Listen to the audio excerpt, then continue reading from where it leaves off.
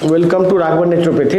आज बात करेंगे, बहुत सारे लोग को गैस की समस्या है। गैस, पेट में गैस बनता है, एसिडिटी होता है और वो बहुत लंबे समय से गैस की दवा खा रहे हैं। पेंटोप्राजोल, एसिलॉक और भी बहुत सारा दवाई है जो कि मतलब नाम अलग अलग है, लेकिन बेसिकली यही दोनों मेन दवाई है। और उसका प्रॉब्लम उससे कुछ कुछ सॉल्व भी हो जाता है और सोचते हैं वो कि हम तो खाना ही गड़बड़ खा रहे हैं, इसीलिए गैस हमको हो जाता है। बहुत आदमी ऐसा भी है जो कि बिल्कुल ही खाने में ध्यान रखता है, लेकिन उसके बावजूद भी उसको गैस हो जाता है और गैस का एसिडिटी का रेगुलर वो शिकार रहता है। फिर वो धीरे धीरे करके उसमें से ज़्यादातर लोग को IBD होता है, इन्फ्लामेटरी बाउल डिजीज का शिकार होता है, और फिर बाद में उसमें से कुछ % पेप्टिक अल्सर वगैरह का शिकार होता है।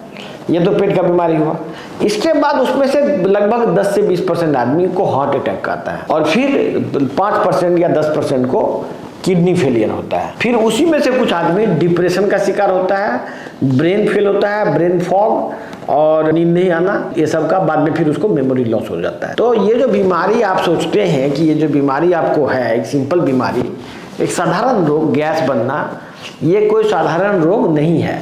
उसी गैस बनने की बीमारी से शुरू होता है peptic ulcer, inflammatory bowel disease, intestinal cancer, kidney failure, heart attack, brain में डिप्रेशन, मैनिया, फिर ब्रेन का पूरा लॉस, मेमोरी लॉस और फिर फाइनली पैरालिसिस।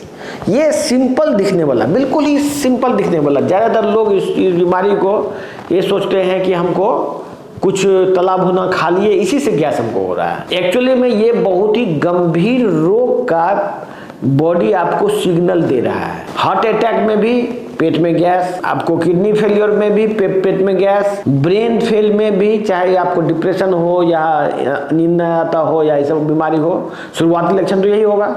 बाद में फिर ब्रेन में पैरालिसिस मारेगा, पूरा शरीर पैरालाइज करेगा। अचानक जो स्ट्रोक मार देता है, आप देखते होंगे बहुत लोगों को अचानक स्ट्रोक मार देता है, पूरा बॉडी पैरालाइज हो जाता है। तो क्या स्ट्रोक उसी समय खाली मारता है? उसको बरसों से बीमारी को चला रहा है। उसको पहले पेट में गैस आया होगा, फिर वो उसको नज़रअंदाज करके उछला होगा, फिर बाद में उसको अल्टीमेटली ब्रेन में स्ट्रोक होता है, पूरा बॉडी पैरालाइज कर जाता है। तो ये बीमारी जो बिल्कुल ही साधारण दिखता है, बिल्कुल ही साधारण, जो आप डॉक्टर के पास जाएंगे, ज़्यादातर एलोपैथिक डॉक्टर आपको इसके बारे में एक ही बात बोलेगा, गैस की दवा ले लीजिए। अरे भाई, गैस की दवा ही लेना है तो कोई भी आदमी दुकान में जा खरीद लेगा। पहले वो डॉक्टर के पास जाता है, गैस्ट्रो के पास। गैस्ट्रोएंटरोलॉजिस्ट जो है काफ़ी मतलब पढ़ा लिखा डॉक्टर होता है, गैस्ट्रो वाला डॉक्टर है। वो चाहे कितना भी पढ़ ले, वो दवाई घूम फिर के वही 2-3 ठो दवाई है जो देगा आपको, और फिर वही गैस का दवाई जो भी होता है, अब गैस का दवाई देगा।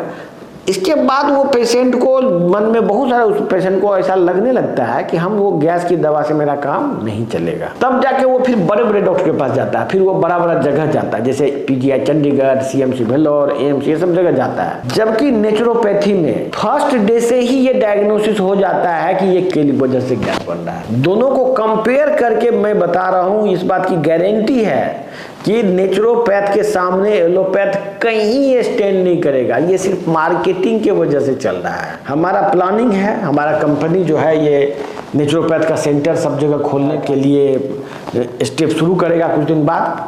हमारे साथ बहुत सारे डॉक्टर सब जुड़ गए हैं इसी YouTube चैनल और Facebook के थ्रू। बहुत सारे डॉक्टर्स ने हमारे साथ कांटेक्ट किया है। अब हम लोग उन लोगों का ट्रेनिंग शुरू करेंगे। ट्रेनिंग होने के बाद उसको सब जगह प्लेस किया जाएगा। इस वीडियो को जो भी देख रहे हैं, इसको लोगों तक को शेयर कीजिए, जिससे लोग को समझ में आए कि ये जो नेचुरोपैथी विज्ञान है ये एलोपैथिक से सुपीरियर है। ये चीज़ लोगों को समझ में आए, यही उद्देश्य है।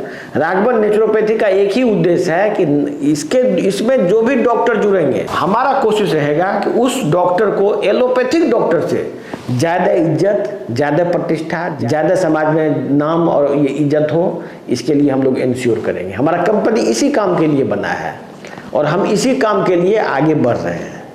धन्यवाद।